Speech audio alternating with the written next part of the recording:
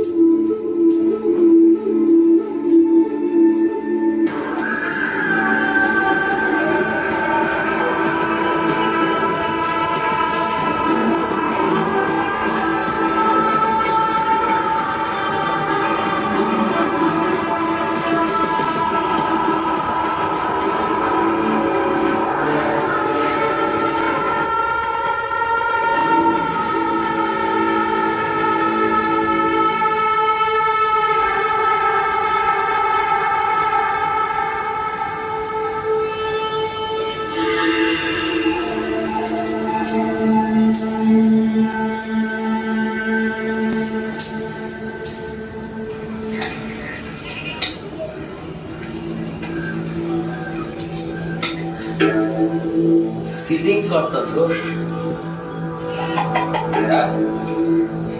Sitting করতাছস, মুখে মুখে কথা বলছ কেন? মুখে মুখে হ্যাঁ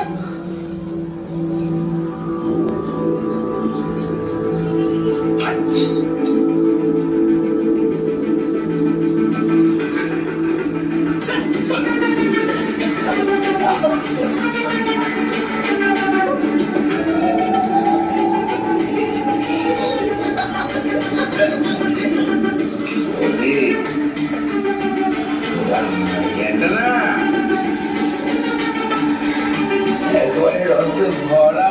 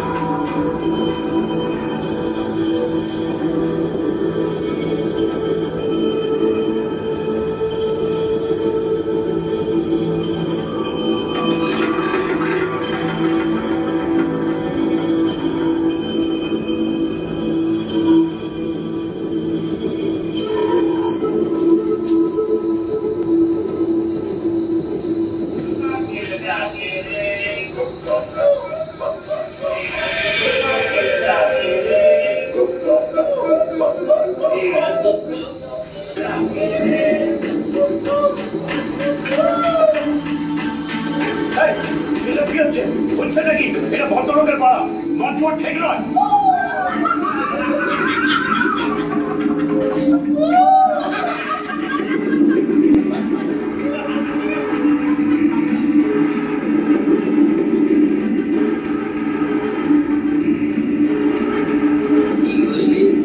এটা মঞ্চুয়ার ঠিক নয়।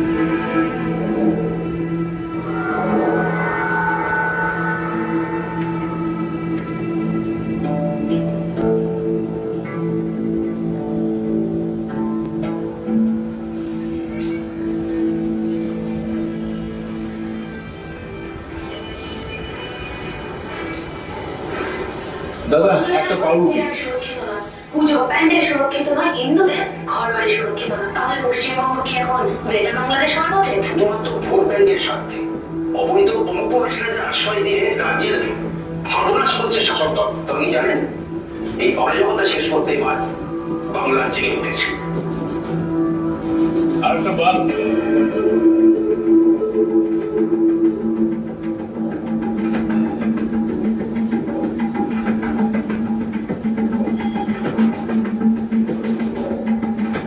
হ্যালো,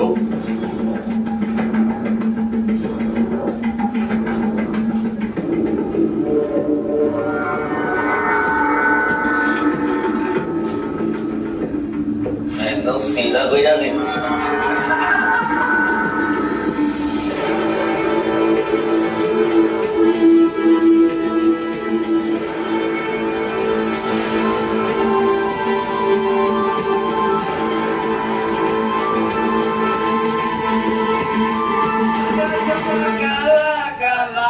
রং জমেছে সাদা কালা, সাদা সাদা কালা কালা, রং জমেছে সাদা কালা, ওই আমি লাগে না বসন্তকালে।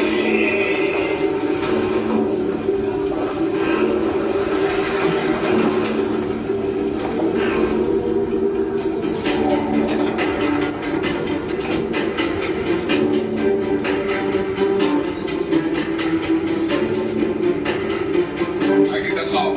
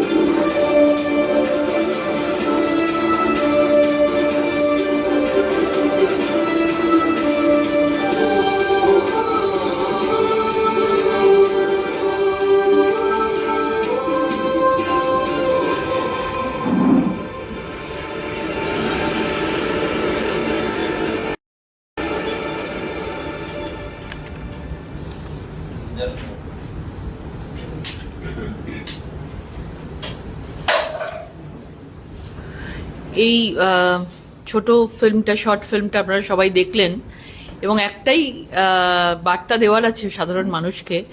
এই ছোট শর্ট ফিল্মটা নিশ্চয়ই মানুষের ঘরে ঘরে আমরা পৌঁছে দেওয়ার পুরোপুরিভাবে আমরা কাজ করে যাব, চেষ্টা করব। মানে ভয় কিন্তু সাধারণ যারা বাংলার মানুষ আছে তাদের পাওয়ার কথা নয়, তাদের পাওয়ার নেই। ভয় পাওয়ার আছে যারা আজকে বেআইনিভাবে, অবৈধভাবে, যারা ওপার বাংলা থেকে, বাংলাদেশ থেকে রোহিঙ্গারা যারা ঢুকেছেন এবং তারা কয়েক 10,000 20,000-এর বিনিময়ে তারা ভোটার আইডি কার্ড বানিয়ে নিচ্ছেন এবং এখানে স্থায়ীভাবে বসবাস করতে শুরু করেছেন। ভয়টা তাদের। এবং আজকের এই ছবিটার মাধ্যমে প্রত্যেকে বুঝতে পারলেন যে আমরা যদি সবাই একসাথে হই, পশ্চিমবাংলার মানুষ যদি সবাই একসাথে হয়, তাহলে মমতা বন্দ্যোপাধ্যায়ের যে পরিকল্পনা রয়েছে, যে যত অবৈধ ভোটার রয়েছে এতদিন ধরে, তার যে ইন্টেনশন যে কোনো বাংলার মানুষকে সুস্থ স্বাভাবিক রাখার কোনো ইন্টেনশন নেই, তার ইন্টেনশন হচ্ছে যে তাদের কাছ থেকে কতটা ভোটার বেনিফিট পাওয়া যায়, তুষ্টিকরণের রাজনীতি কতটা করা যায়, ভোটারদের দিয়ে এই বৈতরণী উনি পার হতে চাইছেন। যেমন আমরা বলছিলাম এসআইআর এর কথা তো আমরা সবাই বলছি, কিন্তু হঠাৎ করে আজকেও উত্তরবঙ্গে দেখলাম উনি এনআরসির কথা বলছেন। এনআরসি কোত্থেকে এলো? এনআরসি এলো কোত্থেকে? কিন্তু উনি একটার সঙ্গে একটা জুড়ে দিচ্ছেন। আজকে এসআইআর আগেও হয়েছে, এসআইআর এখন হচ্ছে, এবং যত অনুপ্রবেশকারী অবৈধ রোহিঙ্গা ভোটার্স রয়েছে, ফেক ভোটার্স রয়েছে, তাদের নাম বাদ যাচ্ছে। এবং সেখানে উনি এনআরসি দিয়ে এটাকে জুড়ে দিয়ে মানুষকে ভয় পাওয়ানোর চেষ্টা করছেন।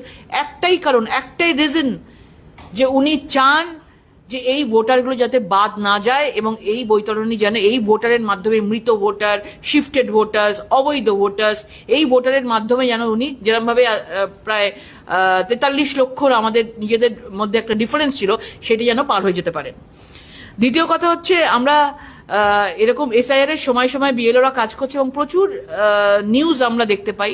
তার মধ্যে পশ্চিমবঙ্গ বর্ধমানের একজন মহিলার মানে তার নামে 44টা জায়গায় ভোটার আইডি কার্ড আছে। ভাবুন, 44টা জায়গায় একজন মহিলার নামে ভোটার আইডি কার্ড আছে। কি করে 44টা জায়গাতে উনি যাচ্ছেন না ভোট দিতে, ভোটার আইডি কার্ড রয়েছে, কিন্তু তার বদলে গিয়ে সেই ভোটার আইডি কার্ড নিয়ে সেখানে গিয়ে ভোট দিয়ে আসছে। তিনি 10টা জায়গায় যাচ্ছেন এদিক ওদিক করে, যদি বিভিন্ন ফেজে ভোট হয়। আর যদি সেটি একই জায়গায় হয় তখন তার ভোটার আইডি কার্ড নিয়ে কেউ কিছু দেখছে না, পুলিশ সামনে দাঁড়িয়ে থাকে, পুলিশ তাদেরকে পাস করে দিচ্ছে। আর ভেতরে যারা লোক থাকে, তৃণমূলের এজেন্ট থাকে, তারা অনায়াসে তাদেরকে ফেক ভোটার্স দিয়ে ভোটগুলো তারা করিয়ে নিচ্ছে। এরকম প্রায় মানে 15 দিনে হাকিমপুর আউটপোস্ট দিয়ে 1500 বাংলাদেশি দেশ ছেড়ে পালিয়েছে এসআইআর হওয়ার সময়। আমরা সবাই টিভিতে দেখেছি, বিভিন্নভাবে দেখছি যে কিভাবে তারা ফেরি করে বিভিন্নভাবে তারা বাংলাদেশ চলে যাচ্ছে। এবং তারা পরিষ্কার বলছে মিডিয়ার সামনে যে আমরা এসছিলাম, আমরা এই দাদাকে ওই দাদাকে এত টাকা দিয়ে আমরা এত বছর ধরে বসবাস করছি, আমাদের কিছু নেই, আমাদের ভোটার আইডি কার্ড করে দিয়েছে, আমরা গিয়ে ওখানে ভোট দিয়েছি, ব্যাস আমাদের এর জন্য আমাদের থাকার জায়গা দিয়েছে। এবং তারা যখন আজকে বুঝতে পেরেছে যে এসআইআর সারা দেশে হচ্ছে, আজকে বিহারের পর 12টা জায়গায় এসআইআর শুরু হয়েছে, তারা বুঝতে পারছে যে তারা কিছু দেখাতে পারবে না, তারা বেআইনিভাবে এখানে রয়েছে এবং তারা এই জন্য চলে যাচ্ছে। দেখেছেন আপনারা প্রত্যেকে সেই বাইট দেখেছেন। এবং বিশেষ করে আপনারা বর্ডার এলাকাগুলো, নদিয়া কৃষ্ণগঞ্জ বলুন, স্বরূপনগর বলুন, বিভিন্ন বর্ডার এলাকাতে এই চিত্রগুলো আরো পরিষ্কার হয়ে যাচ্ছে যে কত কত লোক, এই পুলিশ, এই তৃণমূলের অ্যাডমিনিস্ট্রেশন বলুন, এই তৃণমূলের এই সরকারের যে মানে সিস্টেম বলুন, এই ফেক সিস্টেমের মাধ্যমে এরা অনায়াসে ভোটার আইডি কার্ড পেয়ে যাচ্ছে এবং অনায়াসে এখানে থাকছে। এক একটা ভোটার আইডি কার্ডের মানে প্রাইস হচ্ছে 20,000 টাকা। আপনি 20,000 টাকা দিন, আপনি আপনার নামে একটা ভোটার আইডি কার্ড পেয়ে যাবেন। আপনি রেশন কার্ড পেয়ে যাচ্ছেন 10,000 টাকায়, আপনি বার্থ সার্টিফিকেট পেয়ে যাচ্ছেন 10,000 টাকায়। এখন তো প্রচুর লোক এই বিএলওদেরকে যে নামগুলো উঠছে না তাদেরকে ফেক ভাবে বিভিন্নভাবে তারা বার্থ সার্টিফিকেট চাইছে। তাদেরকে বার্থ সার্টিফিকেট যখন নেই, টিএমসিবি যারা ছাত্র নেতা, যুব নেতা বলে রাস্তায় বেরিয়ে যায় তারা আন্দোলন করতে, বিপ্লব করতে, তারা এই সময় দোকানপাট সাজিয়ে নিয়েছেন, তারা পুরো বিজনেস শুরু করে দিয়েছেন, ব্যবসা শুরু করে দিয়েছেন। 10,000 টাকার বিনিময়ে তাদের বার্থ সার্টিফিকেট পেয়ে যাচ্ছে, আজকে রেশন কার্ড পেয়ে যাচ্ছে। আর কি দরকার? 20,000 টাকা দিয়ে একটা ভোটার আইডি কার্ড হয়ে যাচ্ছে। কোথাও দেখেছেন আজকে আমাদের এই ভারতবর্ষের কোথাও এইরকম চল আছে? শুধুমাত্র এখানে, কারণ এখানে মানুষের ভোটে এরা জেতে না, এরা ফেক ভোটার্স, অবৈধ ভোটার্স। এই অবৈধ ভোটার্সের জন্য এই পশ্চিমবাংলায় মমতা বন্দ্যোপাধ্যায় একের পর এক ইলেকশন জিতে যাচ্ছে, মানুষকে ভোট দিতেই দেয় না, ছাপ্পা ভোট হচ্ছে, রিগিং হচ্ছে।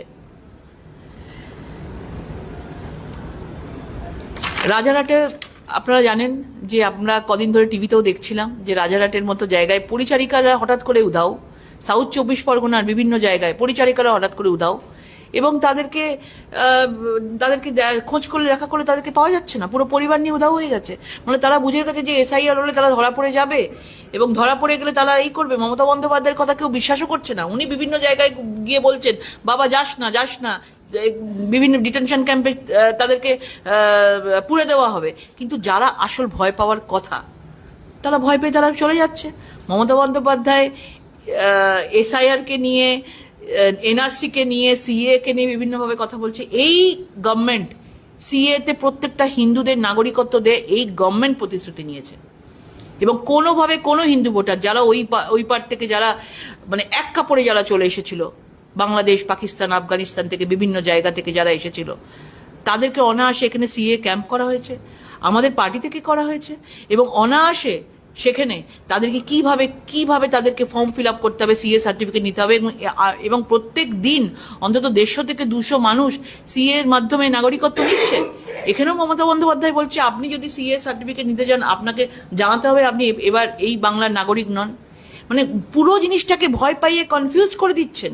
ভীষণ ইজি ব্যাপার। এসআইআর কে নিয়ে কারুর কোনো ভয়ের কিছু নেই। এসআইআর একটা স্বাভাবিক প্রক্রিয়া, এবং আপনারা দেখেছেন এসআইআর করলে তবেই আমাদের এক্সট্রা বর্জ্য পদার্থ, এক্সট্রা নোংরা, এক্সট্রা ময়লা, যেটা আমাদের পুরো পশ্চিমবাংলাকে পলিউটেড করে রেখেছে,